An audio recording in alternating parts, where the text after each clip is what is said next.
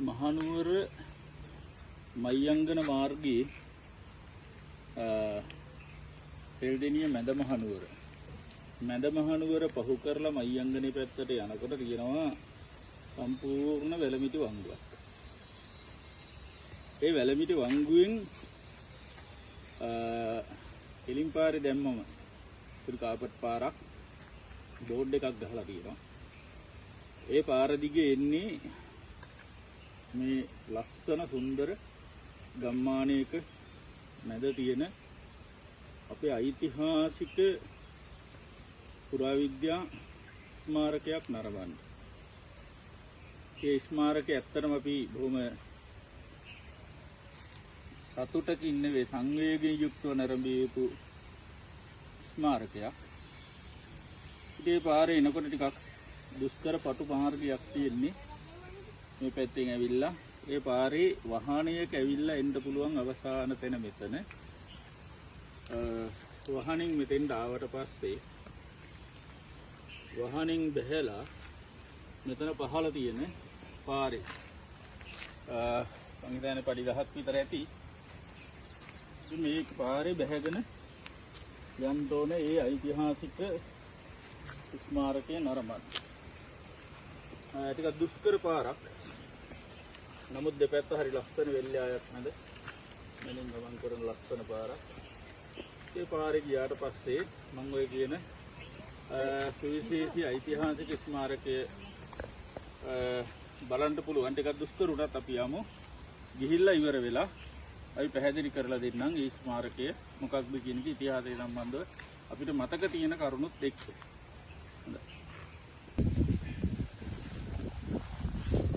හරි. ටිකක් දුෂ්කර ගමනක්. අපි මේ යන්නේ තාම සුවිශේෂී ස්ථානයකට. තව චුට්ටකින් අපි පෙන්නන්නම් දැම්ම ඒක කියන්න අවශ්‍ය නැහැ. ඒ සුවිශේෂී ස්ථානය මොකක්ද කියන එක.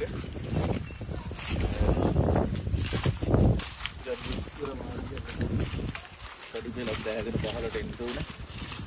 පහළ බෙදුවට පස්සේ හරි ලස්සනයි. තෙල් මළු දෙවිතෙන් ලස්සන ගේ පරතරයක්.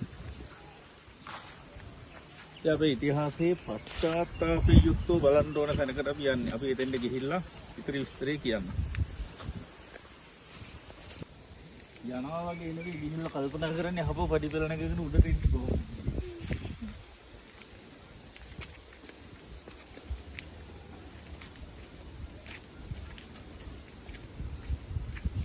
අපි ආව පාර හරි දන්නෙත් නේ. ඉතින් වමට හැරෙන්නේ කොහොමද නේද? වමට. මේ වැත්ත. මේ කොපෝගා. කොපෝගා කියනවා. මේ දින නෑ රායු. ඔව්.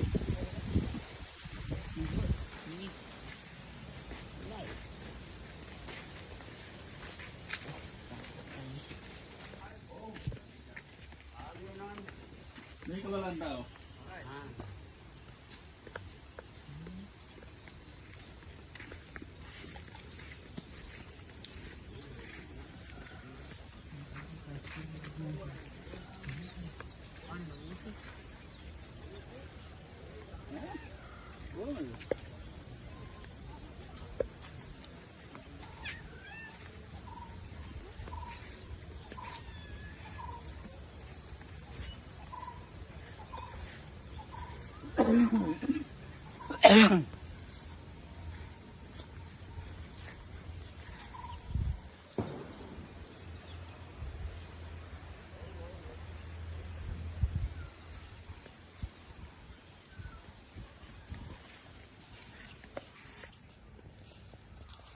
අපි දුෂ්කර ගමනක් ගෙවාගෙන ඔබ දකින්න ඇති ආපු පාර. ඉතින් දුෂ්කර ගමනක් ගෙවාගෙන දැන් මේ ආපු තැන මේ වටපිටාව බලනකොට මේ මගේ පිටිපස්සේ තියෙන මේ ස්මාරකය දකින්නකොට දන්න අයට මතකයට නැගෙයි මේ මොකද්ද කියලා. මෙතෙන් ආවට පස්සේ ඇත්තටම ලොකු සංවේගයක් දැනෙන්න තැනක්. අපිට එහෙම සතුටින් නරඹන්න පුළුවන් තැනක් හැටියට විශ්වාස කරන්නේ. අපි රජපෙළපතේ අවසාන රජුරුව හැටියට ගන්නේ ශ්‍රී වික්‍රම රාජසිංහ රජුරුව. ශ්‍රී වික්‍රම රාජසිංහ රජුරුවන්ගේ රාජ්‍ය කාලය පිළිබඳව අපි දන්නවා. තාමත්ම අපිට සතුටු වෙන්න බැරි සංවේගදායි සිදුවීම් ගණනාවක්. එතකොට ඔහු සැබෑ සිංහල රජෙක් නෙවෙයි කියන එක, නායක්කර වංශික රජ කෙනෙක් කියන එක නිසා ওই ප්‍රභූ පැලැන්තිය තුර ලොකු ගැටලුවක් තිබුණා. මේ නායක්කර වංශිකයෙක් යටතේ සේවය කිරීම පිළිබඳව කොහොම හරි ඔහු රජ පදවියට පත් වෙනවා. ඔහු රජ පදවියට පත් වෙන්නේ 1798. එදා රජ පදවියට පත් වෙලා 1815 වෙනකම් ඔහු ශ්‍රී වික්‍රම රාජසිංහ රජුරුව හැටියට තමයි රජකම් කරන්නේ. කෙසේ නමුත් පසු කාලීනව යම් හේතුන් නිසා ඔය ඈලේපල කුමාරි හාමිය ඇතුළු වීරවද්දුම් බණ්ඩාර ආදී අයගේ ඝාතනයත් සමග රජුරුව පිළිබඳව මිනිස්සු තුළ තිබිච්ච ප්‍රසාදය ටිකෙන් ටික නැති වෙලා යනවා. කොහොමත් ඉංග්‍රීසීන් ජෝන් ඩොයිලිගේ උපක්‍රමශීලී මැදිහත් වීම මත ඇහැලේපොළ නිලමතුමන්ලාගේ සම්බන්ධතාවයෙන් උඩරට ආක්‍රමණය කරනවා. ඒ උඩරට ආක්‍රමණය කරනකොට ශ්‍රී වික්‍රම රාජසිංහ රජුරුවත් බිසවත් ආරක්ෂිත ස්ථානයක් හොයාගෙන උඩරටින් බැහැරව යනවා. නෙව නැත්තම් කන්ද උඩරටින් සෙන්කඩ ගලින් බැහැරව යනවා. ගොඩාක් අයගේ ජනප්‍රවාදයේ තියෙන රජුරුවන්ගේ ගමන අවසානයේ බවට පත් වෙන්නේ මීමුරේ කියලා. ඒ යන අතරතුර තමයි අපි දැන් මේ රැඳිලා ඉන්න ස්ථානය. මේ මැදමහනුවර බෝමුරේ උඩුපිටිය කියන ගම. ඉතින් මෙතන තිබිලා තියෙන්නේ උඩුපිටියේ රාළගේ වලව්ව නිවස. ඉතින් රාජසිංහ රජුරුව ඇතුළු මේ බිසව ඇතුළු මේ පිරිස නතර වෙන්නේ මේ ස්ථානයේ. මේ ස්ථානයේ නතර වෙලා ආරක්ෂාව පතාගෙන ඉන්න අතර තමයි පිට මතක හැටියට එක්නැලි ගොඩ නිලමෙත් එක්ක සුද්දෝ එන්නේ රාජසිංහ රජුරුව හොයාගෙන.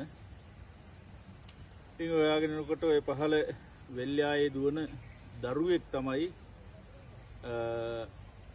මේ අය දැකලා දරුවා බය වෙලා දුවන්න පටන් ගන්න. පස්සේ දරුවා අල්ලගෙන තොරතුරු අහනකොට මෙහි වගේ පිරිසක් ආවද කියලා. ඒ දරුවා කැත්තක් තියෙන පොඩි. ඒ දරුවා මේ ස්ථානයේ පෙන්නනවයි කියලා. කොහොමද මේ ස්ථානයට ඇවිල්ලා එක්නැඩි ගොඩ නිලමෙල ඇතුළු පිරිස මේ දොරවල් කඩලා, මට මතක හැටියට එක්නැඩි ගොඩ නිලමෙල දොරවල් කඩලා රාජසිංහ රජුරුව බිසව මේ පිරිස සුද්දන්ට අල්ලලා දෙන ස්ථානය තමයි මේ ස්ථානය. කොල්බේ උඩුපිටිය ආරච්චිගේ මේ නිවසේම ඔක්කොම ගිනිබත් කරායි කියලා සඳහන් වෙනවා. ඒ වටේට සියඹලා ගස් ගොඩක් විතරක් ඉතුරු වුණායි කියලා සඳහන් වෙනවා. දැනුත් අපිට පේනවා සියඹලා ගස්. මෙතන පැරණි සියඹලා ගහක් තියෙනවා. අතන තියෙනවා සියඹලා ගස් කිහිපයක්. ඉතින් මේ පසු කාලීනව මොකුවත් මෙතන දැනගන්න කිසිදු දෙයක් තිබිලා නැහැ. ඒ අතරේ තමයි ජෝන් පෙන්රි ලුයි කියන ලංකාවේ හිටපු තවත් ඉංග්‍රීසි ජාතිකයෙක්. එයා තමයි පසු කාලීනව මේ ස්මාරකය මෙතන පිහිටුවන්නේ. රජුරුව අල්ලගත්ත ස්ථානෙ ඉතින් මෙතන සඳහන් වෙලා තියෙනවා 1815 පෙබරවාරි මාස 18 වෙනි දිනය. එදා තමයි රාජසිංහ රජුරුව ඇතුළු පිරිස සුද්දන්ට අල්ලලා දෙන්නේ. ඉතින් හරි ඒ විදේශිකයින්ටත් වඩා අපේ ලංකාවේ ආපු ඒ පිරිස රජුරුව ඇතුළු බිසවට පුදුම විදිහට වද දුන්නයි කියලා සඳහන් වෙනවා. අර කම්පෙති ඉරලා ඒ ආභරණ ටික ගලව ගත්තයි කියලා සඳහන් වෙනවා. ඒ ලේ තැවරිච්ච ඇඳුම් පසු කාලීනව මේ නිවෙස්වල තිබිලා හම්බ වෙලා තියෙනවා.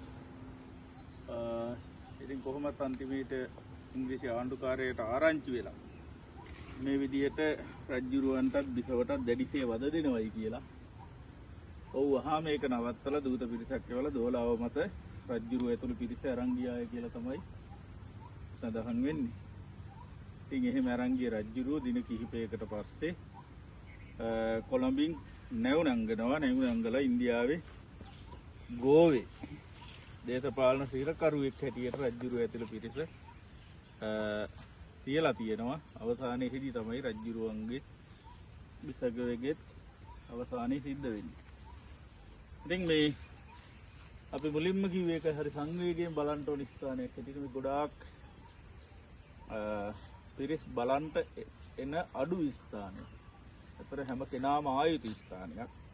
අපිට හිතුණා අද ගමේ ගිහින් එන ගමන් කොහොම හරි මේ ස්ථානෙට ඇවිල්ලා මේක නරඹල යන්න ඕනේ කියලා.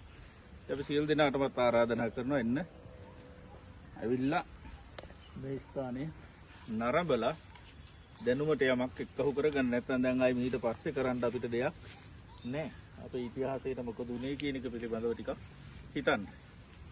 හොඳයි එහෙනම් අපි යනවා.